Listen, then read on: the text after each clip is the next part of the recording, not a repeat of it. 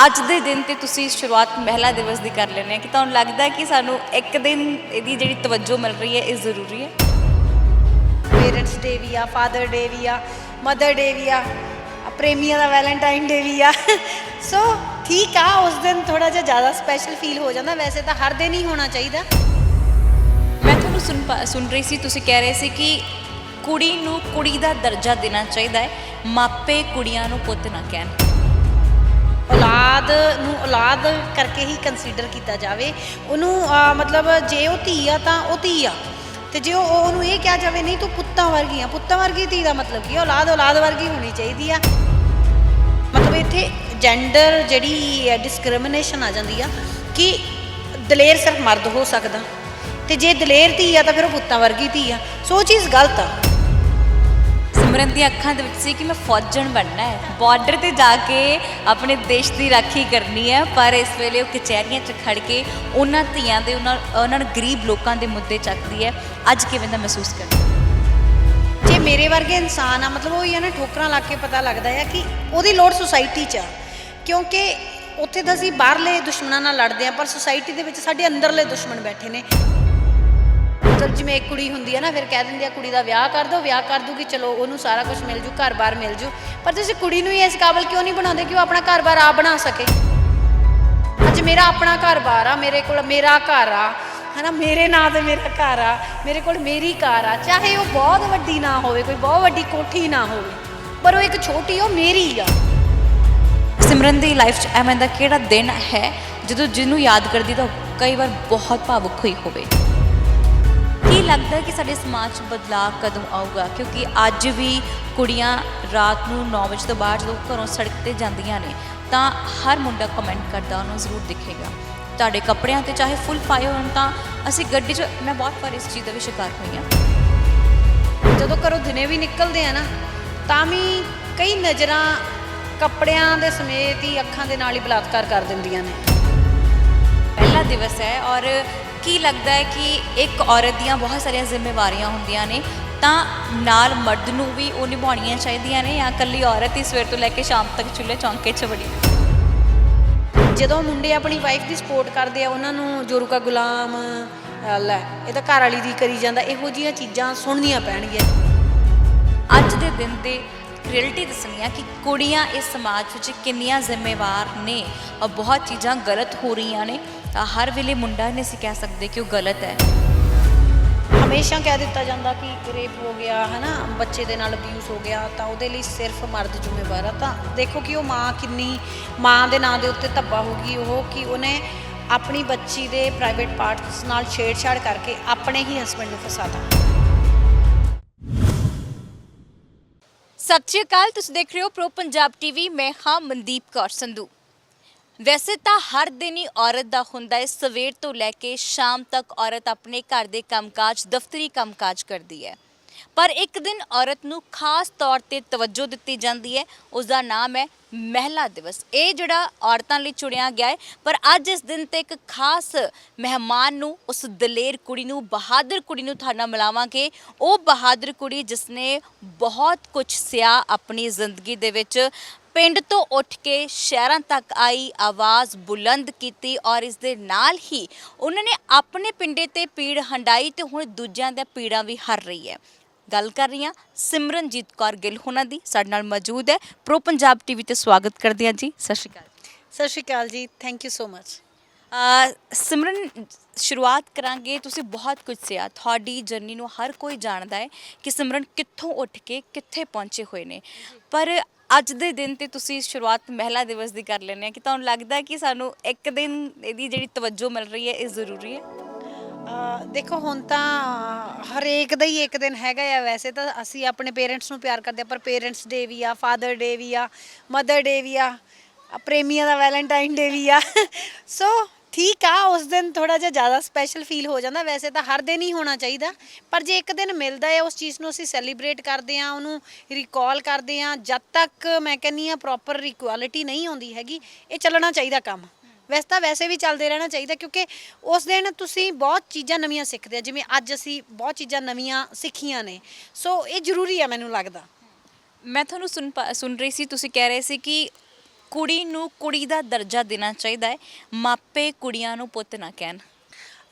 ਹਾਂਜੀ, ਮਤਲਬ ਇਹ ਗੱਲ ਇਹ ਹੈਗੀ ਆ ਕਿ ਧੀ ਨੂੰ ਧੀ ਕਹੋ, ਤੁਸੀਂ ਧੀ ਨੂੰ ਕਹੋ ਕਿ ਤੂੰ ਧੀਆਂ ਵਰਗੀ ਆ। ਔਰ ਇਹ ਜਿਹੜੇ ਮਿਆਰ ਸੈੱਟ ਕੀਤੇ ਹੋਏ ਆ ਸੋਸਾਇਟੀ ਨੇ ਕਿ ਆ ਧੀ ਦਾ ਕੰਮ ਆ ਪੁੱਤ ਦਾ ਕੰਮ ਆ, ਇਹ ਚੀਜ਼ ਨਹੀਂ ਹੋਣੀ ਚਾਹੀਦੀ। ਔਲਾਦ ਔਲਾਦ ਆ ਤੇ ਔਲਾਦ ਨੂੰ ਔਲਾਦ ਕਰਕੇ ਹੀ ਕੰਸੀਡਰ ਕੀਤਾ ਜਾਵੇ ਉਹਨੂੰ। ਮਤਲਬ ਜੇ ਉਹ ਧੀ ਆ ਤਾਂ ਉਹ ਧੀ ਆ, ਤੇ ਜੇ ਉਹਨੂੰ ਇਹ ਕਿਹਾ ਜਾਵੇ ਨਹੀਂ ਤੂੰ ਪੁੱਤਾਂ ਵਰਗੀ ਆ, ਪੁੱਤਾਂ ਵਰਗੀ ਧੀ ਦਾ ਮਤਲਬ ਕੀ? ਔਲਾਦ ਔਲਾਦ ਵਰਗੀ ਹੋਣੀ ਚਾਹੀਦੀ ਆ। ਔਲਾਦ ਦੇ ਵਿੱਚ ਉਹ ਚੰਗੇ ਗੁਣ ਹੋਣੇ ਚਾਹੀਦੇ। ਤੇ ਜੇ ਉਹ ਔਰਤ ਆ ਤੇ ਉਹ ਧੀ ਆ ਤਾਂ ਫਿਰ ਉਹਨੂੰ ਧੀ ਹੀ ਕੰਸੀਡਰ ਕੀਤਾ ਜਾਣਾ ਚਾਹੀਦਾ। ਫਿਰ ਉਹਨੂੰ ਆਪਾਂ ਇਹ ਕਹਿ ਦਈਏ ਕਿ ਨਹੀਂ ਤੂੰ ਪੁੱਤਾਂ ਵਰਗੀ ਆ, ਮਤਲਬ ਇਹਦਾ ਮਤਲਬ ਤੁਸੀਂ ਜਿਹੜੀ ਧੀ ਥੋੜੀ ਦਲੇਰ ਆ, ਥੋੜੀ ਡਟ ਕੇ ਕੰਮ ਕਰਨ ਵਾਲੀ ਆ, ਮਤਲਬ ਤੁਸੀਂ ਸੋਚ ਰਹੇ ਹੋ ਕਿ ਇਹ ਕੰਮ, ਮਤਲਬ ਇੱਥੇ ਜੈਂਡਰ ਜਿਹੜੀ ਡਿਸਕ੍ਰਿਮੀਨੇਸ਼ਨ ਆ ਜਾਂਦੀ ਆ ਕਿ ਦਲੇਰ ਸਿਰਫ ਮਰਦ ਹੋ ਸਕਦਾ, ਤੇ ਜੇ ਦਲੇਰ ਧੀ ਆ ਤਾਂ ਫਿਰ ਉਹ ਪੁੱਤਾਂ ਵਰਗੀ ਧੀ ਆ। ਸੋ ਉਹ ਚੀਜ਼ ਗਲਤ ਆ। ਸੋ ਉਹ ਚੀਜ਼, ਇਹ ਸਾਡੀ ਜੈਂਡਰ ਇਕੁਐਲਿਟੀ ਦੇ ਉੱਤੇ ਇੱਕ ਕੁਐਸਚਨ ਮਾਰਕ ਆ। ਸੋ ਜੇ ਅਸੀਂ ਉਹ ਜੈਂਡਰ ਇਕੁਐਲਿਟੀ ਲਿਆਉਣੀ ਆ ਤਾਂ ਸਾਨੂੰ ਧੀ ਨੂੰ ਧੀ ਤੇ ਪੁੱਤ ਨੂੰ ਪੁੱਤ ਕਹਿਣਾ ਪਊਗਾ। ਸਿਮਰਨ ਦੀਆਂ ਅੱਖਾਂ ਦੇ ਵਿੱਚ ਸੀ ਕਿ ਮੈਂ ਫੌਜਣ ਬਣਨਾ ਹੈ, ਬਾਰਡਰ ਤੇ ਜਾ ਕੇ ਆਪਣੇ ਦੇਸ਼ ਦੀ ਰਾਖੀ ਕਰਨੀ ਹੈ, ਪਰ ਇਸ ਵੇਲੇ ਉਹ ਕਚਹਿਰੀਆਂ 'ਚ ਖੜ ਕੇ ਉਹਨਾਂ ਧੀਆਂ ਦੇ ਉਹਨਾਂ ਗਰੀਬ ਲੋਕਾਂ ਦੇ ਮੁੱਦੇ ਚੱਕਦੀ ਹੈ। ਅੱਜ ਕਿਵੇਂ ਦਾ ਮਹਿਸੂਸ ਕਰ? ਨਹੀਂ, ਬਹੁਤ ਅੱਛਾ ਮਹਿਸੂਸ ਕਰਦੀ ਹਾਂ, ਕਿਉਂਕਿ ਜੇ ਮੈਂ ਆਰਮੀ 'ਚ ਚਲੀ ਜਾਂਦੀ ਫਿਰ ਮੇਰੀ ਓਨੀ ਕੀ ਲਾਈਫ ਹੋਣੀ ਸੀਗੀ। ਔਰ ਆਰਮੀ ਦੇ ਵਿੱਚ ਅਸੀਂ ਸੇਵਾ ਕਰਦੇ ਹਾਂ ਦੇਸ਼ ਦੀ, ਪਰ ਮੈਨੂੰ ਲੱਗਦਾ ਆ ਕਿ ਜੇ ਮੇਰੇ ਵਰਗੇ ਇਨਸਾਨ ਆ, ਮਤਲਬ ਉਹ ਹੀ ਆ ਨਾ, ਠੋਕਰਾਂ ਲੱਗ ਕੇ ਪਤਾ ਲੱਗਦਾ ਆ ਕਿ ਉਹਦੀ ਲੋੜ ਸੁਸਾਇਟੀ 'ਚ ਆ। ਕਿਉਂਕਿ ਉੱਥੇ ਤਾਂ ਅਸੀਂ ਬਾਹਰਲੇ ਦੁਸ਼ਮਣਾਂ ਨਾਲ ਲੜਦੇ ਹਾਂ, ਪਰ ਸੁਸਾਇਟੀ ਦੇ ਵਿੱਚ ਸਾਡੇ ਅੰਦਰਲੇ ਦੁਸ਼ਮਣ ਬੈਠੇ ਨੇ ਜਿਨ੍ਹਾਂ ਦੇ ਨਾਲ ਲੜਨਾ ਜ਼ਰੂਰੀ ਆ। ਉਹ ਸਮਾਜਿਕ ਬੁਰਾਈਆਂ ਸਾਡੇ ਅੰਦਰਲੇ ਦੁਸ਼ਮਣ ਆ ਜਿਹੜੇ ਸਾਡੀ ਨੈਤਿਕਤਾ ਨੂੰ ਘੁਣ ਵਾਂਗੂ ਖਾਈ ਜਾ ਰਹੇ ਨੇ। ਸੋ ਉਹਨਾਂ ਦੇ ਨਾਲ ਲੜਾਈ ਕਰਨੀ ਮੈਨੂੰ ਲੱਗਦਾ ਜ਼ਿਆਦਾ ਜ਼ਰੂਰੀ। ਔਰ ਮੈਨੂੰ ਬਹੁਤ ਖੁਸ਼ੀ ਹੁੰਦੀ ਆ ਕਿ ਮੇਰੀ ਸਿਲੈਕਸ਼ਨ ਨਹੀਂ ਹੋਈ। ਵੀ ਮੇਰੀ ਚਾਹੇ ਮੈਡੀਕਲ ਰੀਜ਼ਨ ਕਰਕੇ, ਜਿਸ ਚੀਜ਼ ਕਰਕੇ ਵੀ ਆ, ਨਹੀਂ ਹੋਈ, ਤਾਂ ਹੀ ਮੈਂ ਵਕੀਲ ਬਣੀ। ਜੇ ਮੈਂ ਵਕੀਲ ਨਾ ਬਣਦੀ ਤਾਂ ਮੈਂ ਆਵਾਜ਼ ਨਾ ਬਣਦੀ। ਸੋ ਕਲਮ ਦੇ ਵਿੱਚ ਬਹੁਤ ਤਾਕਤ ਹੁੰਦੀ ਆ। ਸੋ ਧੰਨਵਾਦ ਕਿ ਮੈਂ ਉੱਥੋਂ ਰਿਜੈਕਟ ਹੋਈ ਤੇ ਇੱਕ ਵਕੀਲ ਬਣੀ ਤੇ ਇੱਕ ਆਵਾਜ਼ ਬਣੀ, ਉਹ ਜ਼ਰੂਰੀ ਸੀ। ਅਕਸਰ ਅਸੀਂ ਪਿੰਡਾਂ 'ਚੋਂ ਜਦੋਂ ਬਹੁਤ ਸਾਰੀਆਂ ਕੁੜੀਆਂ ਉੱਠਦੀਆਂ ਨਾ, ਬਹੁਤ ਪੇਂਡੂ ਕੁੜੀਆਂ ਐਵੇਂ ਦੀਆਂ ਨੇ ਜਿਹੜੀਆਂ ਹਿੰਮਤ ਹਾਰ ਕੇ ਬੈਠ ਜਾਂਦੀਆਂ ਨੇ। ਉਹ ਕਹਿੰਦੀਆਂ ਨੇ ਕਿ ਅੱਜ ਵੀ ਸਾਡੇ ਪਿੰਡਾਂ ਦੇ ਵਿੱਚ ਰਿਵਾਜ ਹੈ ਕਿ ਥੋੜ੍ਹਾ ਜਿਹਾ ਪੜ੍ਹਾ ਲਓ। ਮੈਨੂੰ ਲੱਗਦਾ ਕਿ +2 ਇਨਫ ਹੁੰਦੀ ਉਹਨਾਂ ਦੇ ਲਈ। ਕਹਿੰਦੇ ਕਿ ਬਸ ਠੀਕ ਹੈ 12ਵੀਂ ਪੜ੍ਹਾਓ ਔਰ ਉਸ ਤੋਂ ਬਾਅਦ ਆਪਾਂ ਥੋੜ੍ਹਾ ਜਿਹਾ ਸਿਲਾਈ ਕਢਾਈ ਕਰਾਵਾਂਗੇ ਜਾਂ ਕੰਪਿਊਟਰ ਕੋਰਸ ਕਰਾਵਾਂਗੇ ਤਾਂ ਫਿਰ ਬੱਚੇ ਦਾ ਵਿਆਹ ਕਰ ਦਾਂਗੇ। ਤਾਂ ਮੈਂ ਚਾਹੁੰਦੀ ਹਾਂ ਕਿ ਤੁਸੀਂ ਆਪਣੀ ਉਸ ਲਾਈਫ ਦੇ ਇੱਕ ਮੂਮੈਂਟ ਨੂੰ ਜ਼ਰੂਰ ਸ਼ੇਅਰ ਕਰੋ ਤਾਂ ਕਿ ਜਿਹੜੇ ਪਿੰਡ ਸਾਡੇ ਮਾਧਿਅਮ ਰਾਹੀਂ ਜੋ ਸੁਣਨ ਵਾਲੇ ਪਿੰਡਾਂ ਲੋਕਾਂ ਤੱਕ ਵੀ ਵੀਡੀਓ ਪਹੁੰਚੇਗੀ ਤਾਂ ਉਹਨਾਂ ਦੇ ਅੰਦਰ ਇੱਕ ਚਣਕ ਜਾਗੇ, ਸਾਡੀ ਬੇਟੀ ਵੀ ਸਿਮਰਨ ਵਰਗੀ ਬਣੇ। ਦੇਖੋ, ਇਹ ਗੱਲ ਬਹੁਤ ਜ਼ਰੂਰੀ ਹੈ ਕਿਉਂਕਿ ਐਜੂਕੇਸ਼ਨ, ਅਸੀਂ ਪੈਨਲ ਡਿਸਕਸ਼ਨ 'ਚ ਵੀ ਗੱਲ ਕਰ ਰਹੇ ਸੀਗੇ ਕਿ ਪੜ੍ਹਾਈ ਇੱਕ ਉਹ ਖਜ਼ਾਨਾ ਆ ਜਿਹੜਾ ਵੰਡਣ ਨਾਲ ਵੱਧਦਾ ਆ, ਘਟਦਾ ਨਹੀਂ ਗਾ।